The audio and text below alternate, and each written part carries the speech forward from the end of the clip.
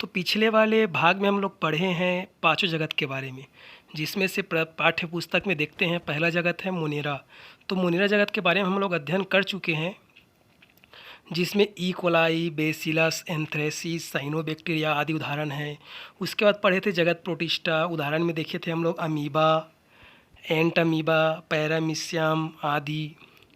उसके बाद हम लोग देखे थे जगत फंजाई। जगत फंजाई मतलब कवक, जगत कवक। कवक जैसे ब्रेड वेड के ऊपर कवक जम जाते हैं, जैसे राइजोपस, पेनिसिलियम, एस्परजिलस।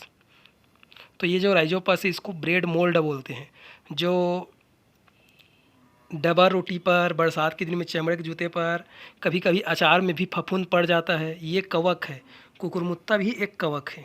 ये सहजीवी, मृतोपजीवी या परजीवी के रूप में पाए जाते हैं, और कुछ कवक हानिकारक भी होते हैं और कुछ कवक लाभदायक भी होते हैं।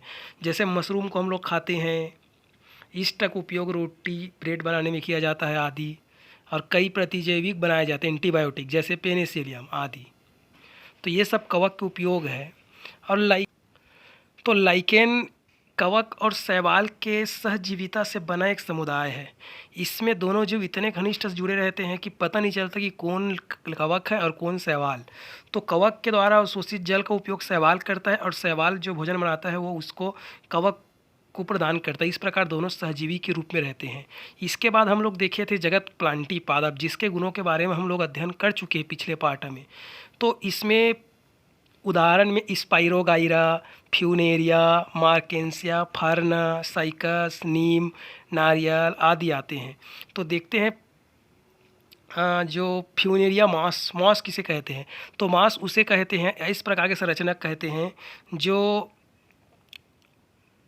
जिसमें शरीर मुख्य रूप से पत्ती तथा जड़ जैसी संरचना राइजोट्स का बना होता है। राइजोट्स जल व खनिज लवण का अवशोषण करते हैं, ठीक है। तो इसके शरीर मुख्य रूप से पत्ती और जड़ जैसी संरचना में ही रहता है, तना आदि का अभाव रहता है। तो इसका संरचना राइजोइड से बने रहता है। इसको बोलते हैं फ्यूनेरिया मॉस। इस समूह के अंतर्गत आता है रिक्सिया, मार्केसिया आदि। वैसे ही एक प्रकार के और पौधा है फर्न। फर्न देख सकते हैं हम लोग, अगर चित्र में दिया, हाँ दिया है फर्न।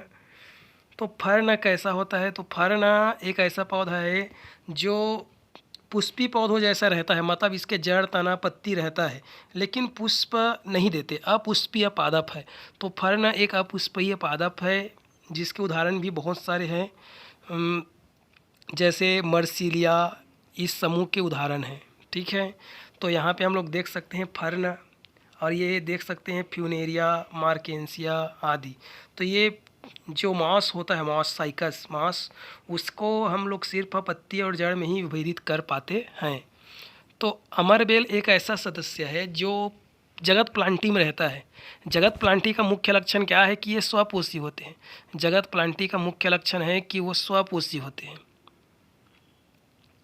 लेकिन इसी जगत में हम रखा गया है अमरबेल को। अमरबेल जो एक परजीवी पौधा है, जो दूसरे पौधे के तने में लिपटा रहता है और उसी से अपना भोजन प्राप्त करता है। इसे आप लोग देखे होंगे।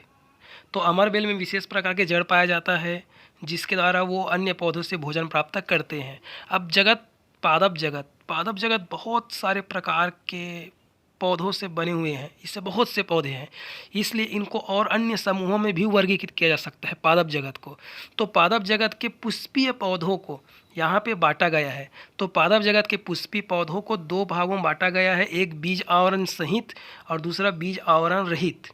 तो बीज आवरण सहित को बोलते हैं जिम्नोस्पर्म। जिम्नोस्पर्म बीज आवरण रहित। बीज आवरण रहित को बोलते हैं जिम्नोस्पर्म, और बीज आवरण सहित को बोलते हैं एंजियोस्पर्म। तो जिन पौधों के बीजों में बीज आवरण नहीं पाया जाता उसको बोलते हैं जिम्नोस्पर्म, जैसे साइकस। और जिन पौधों के बीज के चारों ओर बीज आवरण पाया जाता है उसको बोलते हैं एंजियोस्पर्म। ये परीक्षा में पूछ सकते हैं कि एंजियोस्पर्म और जिम्नोस्पर्म अंतर बताइए। तो आप लोग को बताना है कि जिन पौधों के बीज के चारों ओर बीज आवरण पाया जाता है उससे एंजियोस्पर्म कहते हैं, और बीज आवरण नहीं पाया जाता उसको जिम्नोस्पर्म कहते हैं। जैसे आप लोग देखे होंगे, चना खाए होंगे, चना छिलका निकलता है ना, वो बीज आवरण है वो, तो वो एंजियोस्पर्म पौधा है। यहाँ पे एंजियोस्पर्म पौधे भी बहुत सारे हैं, तो इसको भी दो भागों में बांट दिया है, एक द्विबीजपत्री और दूसरा एक बीजपत्री।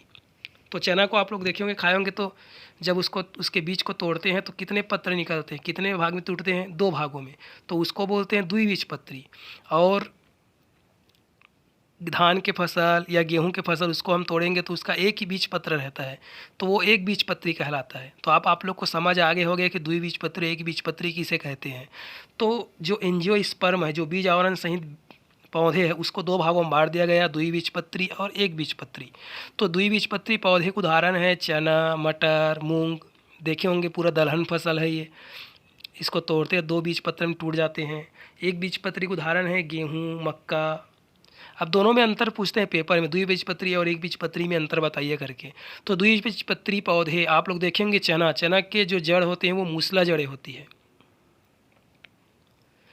और उसके पत्तियों में जालिकावत सिरा विन्यास होते हैं। उसके पत्तियों को देखना, पत्तियों के सिराओं को जाली जाली जैसे दिखाई देते हैं। तो ये द्विबीजपत्री पौधों की विशेषता है। एक बीजपत्री गेहूँ, धान आप लोग देखे होंगे, तो इसके जड़ें रेशेदार होते हैं, इसके जड़ें रेशेदार होते हैं, जिसको झकड़ा जड़ें बोलते हैं। और साथ ही साथ इसके पत्ती को देखे होंगे, समांतर सिरा विन्यास होते हैं, पत्तियों के सिराओं को देखे होंगे, एकदम समांतर सिरा विन्यास होते हैं। तो हमारे आसपास बहुत सारे पौधे मिलते हैं, उसका अवलोकन हम लोग कर सकते हैं। तो इस प्रकार पादप जगत के ये पुष्पी पौधों का वर्गीकरण किया गया है। तो पुष्पी पौधे को 2 भागों में बांट दिया गया, बीज आवरण सहित मतलब एंजियोस्पर्म, और बीज आवरण रहित मतलब जिम्नोस्पर्म। उसके बाद एंजियोस्पर्म को फिर से 2 भागों में बांट दिया, द्विबीजपत्री और एक बीजपत्री।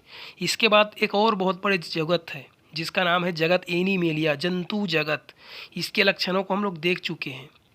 तो जंतु जगत में बहुत सारे जीव है, जैसे हाथी, ड्रैगन फ्लाई, तोता, ये सब दिया हुआ है। तो ये भी बहुत बड़ा समूह है, बहुत बड़ा समुदाय है, इसलिए इसको भी और अन्य भागों में बांटा गया है। जैसे जंतु जगत का वर्गीकरण रीढ़ की हड्डी वाले जंतुओं के संदर्भ में किया गया है।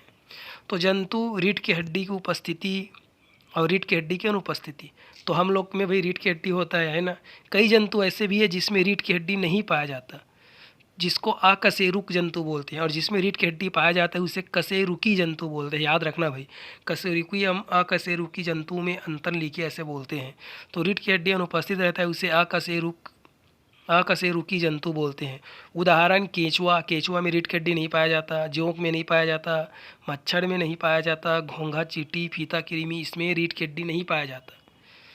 और जिसमें रीढ़ की हड्डी उपस्थित होता है उसको फिर से 2 भागों में बांट दिया गया। ऐसे जीव जिसके त्वचा पर बाल होते हैं, जैसे मनुष्य, शेर, बिल्ली, गाय, चमगादड़। तो मनुष्य, शेर, बिल्ली, गाय, चमगादड़ में रीढ़ की हड्डी तो है और उसके साथ साथ उसके त्वचा पर बाल भी है। इन सभी जीवों को स्तनधारी जीव बोलते हैं। त्वचा पर बाल नहीं है, त्वचा पर बाल नहीं है, इन जीवों को मत्स्य, उभयचर, सरीसृप, पक्षी आदि बोलते हैं, आगे विभाजित किया गया है। तो त्वचा पर बाल नहीं है तो उसके शरीर पर या तो पंख होगा या तो पंख नहीं। तो अगर शरीर पर पंख है तो वो पक्षी वर्ग के जीव आते हैं, पक्षी वर्ग के, जिसमें मैना, तोता, कौवा, मुर्गा आदि आते हैं।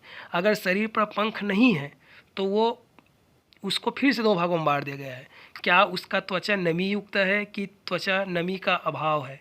अगर त्वचा में नमी का अभाव है, मतलब सूखे त्वचा है, तो छिपकली, छिपकली के त्वचा देखोगे एकदम सूखा रहता है। सांप, वो भी सूखा रहता है। कछुआ, उसका भी त्वचा सूखा रहता है। तो इन सभी को बोलते हैं सरीसृप वर्ग। अगर त्वचा नमी युक्त है, उसके त्वचा नम है, तो उसको आगे 2 भागों में बांट दिया गया है, शरीर पर सल्क और शरीर पर सल्क नहीं। अगर शरीर पर सल्क पाया जाता है तो मत्स्य वर्ग कहलाते हैं। जैसे रोहू और कतला, मछली देखे होंगे, उसके शरीर में सल्क सल्क जैसे निकलते हैं रगड़ने पर।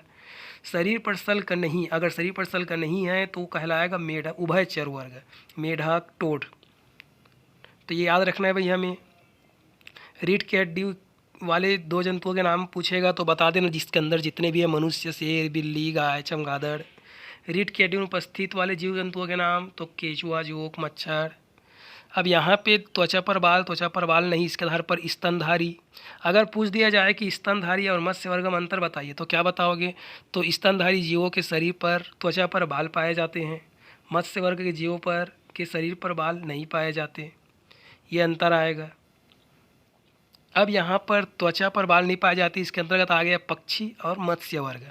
तो पक्षी वर्ग में पूछ दिया जाए कि पक्षी वर्ग और मत्स्य वर्ग में अंतर क्या है, तो बताना पड़ेगा कि पक्षियों के शरीर पर पंख पाए जाते हैं और मछलियों के मत्स्य वर्ग के जीवों पर शरीर पर पंख नहीं पाए जाते, या उभयचर सरीसृप मत्स्य तीनों एक ही है। ठीक है।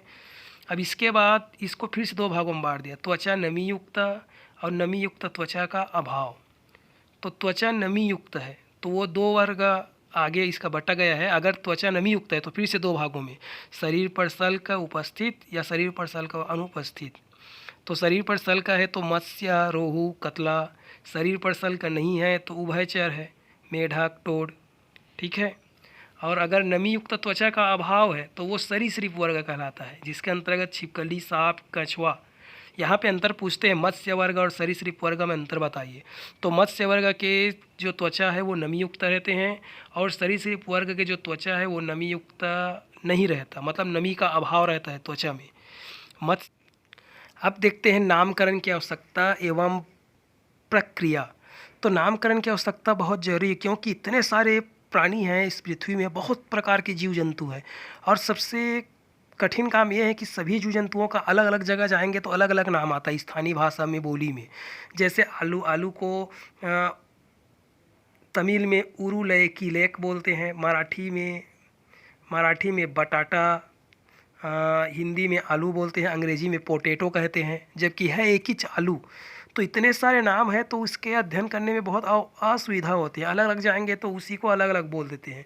तो इसलिए वैज्ञानिक लोगों ने महसूस किया कि पूरी पृथ्वी में, पूरे विश्व में एक जीव का एक नाम रखा जाए जिससे उसके अध्ययन में सुविधा हो और उसके बारे में जानकारी अधिक से अधिक मिले। इसलिए लिनियस ने एक द्विनाम पद्धति के बारे में बताया। इस द्विनाम पद्धति क्या है इसको देखते हैं। तो द्विनाम पद्धति में प्रत्येक प्राणी का दो नाम एक साथ दो शब्दों में नाम लिखा जाता है। प्रत्येक जीव के नाम में पहला शब्द वंश और दूसरा शब्द उसके जाति का होता है। ये बहुत महत्वपूर्ण है, परीक्षा में आते रहता है। तो प्रत्येक जीव के नाम में पहला शब्द वंश और दूसरा शब्द जाति का होता है। ठीक है। जीव के वंश का नाम पहला अक्षर अंग्रेजी के बड़े अक्षर से लिखे गए हैं और उसके बाद जाति के जितने भी अक्षर है उसको अंग्रेजी के छोटे अक्षरों से लिखते हैं। वंश एवं जाति के नाम को तिरछे अक्षरों में लिखा जाता है, और अगर तिरछे अक्षर में नहीं लिख रहे हैं, सीधे अक्षर में लिख रहे हैं, तो उसके नीचे रेखा खींचना पड़ता है। तो इस प्रकार ये द्विनामकरण पद्धति कहलाता है। द्विनाम पद्धति जिसमें प्रत्येक जीव का नाम दो शब्दों से लिखा जाता है, पहला शब्द वंश और दूसरा शब्द जाति। तो परीक्षा में उल्टा लिख देते हैं, पहला शब्द जाति, दूसरा शब्द वंश करके। नहीं है, सही क्या है, पहला शब्द क्या रहेगा वंश का और दूसरा शब्द जाति का। वंश के पहले अक्षर क्या रहेगा बड़े अक्षरों में, अंग्रेजी के बड़े अक्षरों में। उसके बाद बाकी जितने भी शब्द आएगा चाहे जाति का ही क्यों ना है, सब छोटे अक्षरों में लिखते हैं और उसको कौन से अक्षरों में लिखते हैं, तिरछे अक्षरों में। अगर तिरछे अक्षरों में नहीं लिख रहे हैं तो उसके नीचे रेखा खींचना पड़ता है। जैसे कुछ जीवों के देखो वैज्ञानिक नाम दिया है। जीव का वैज्ञानिक नाम मेढक, मेढक का देखो राना टिग्रीना। तो राना क्या है, उसके वंश का नाम है, जीनस का नाम। टिग्रीना उसके जाति का नाम है। तो देखो सबसे पहला अक्षर क्या है, अंग्रेजी के बड़े अक्षर है, बाकी सब छोटे अक्षर, और सभी किस में लिखे हुए हैं, तिरछे अक्षरों में, इटैलिक में। शेर, शेर का क्या नाम है, पेंथरा लियो।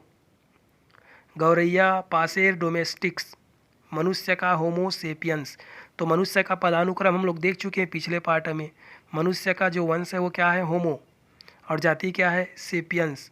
तो इस प्रकार पृथ्वी में बहुत सारे जीव है, सभी जीवों को, जिनमें से जितने जीव के बारे में जानकारी है उसका वैज्ञानिक नामकरण किया गया है। और कई प्रजाति ऐसे हैं जो विलुप्त हो रहे हैं और कई प्रजाति ऐसे हैं कि नए नए प्रजाति मिल रहे हैं। तो नए नए प्रजाति मिलते रहते हैं तो उसका भी नामकरण किया जाता रहे। तो इस प्रकार ये अध्याय खत्म होता है।